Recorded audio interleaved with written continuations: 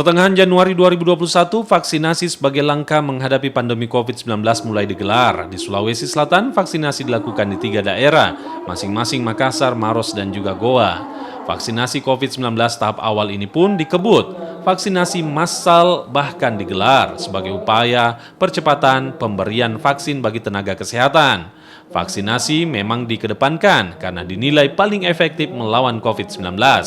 Vaksin pun jadi kunci sekaligus benteng pertahanan terakhir kala serangan pandemi COVID-19 tak terbendung. Jujur saya ingin sampaikan pada kita semua, pandemi COVID-19 ini solusinya adalah vaksin. Bukan apa-apa, vaksin Pak. Kenapa Bapak Presiden terus mendorong vaksin ini dipercepat? Karena kita menyadari kita ini negara berkembang.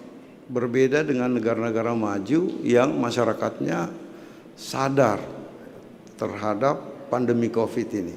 Di Sulawesi Selatan, angka kasus COVID-19 terus melonjak. Hingga awal Februari 2021, jumlah terkonfirmasi hampir mencapai 50.000 kasus. Jika tak ditekan, kasus baru dipastikan akan terus bertambah.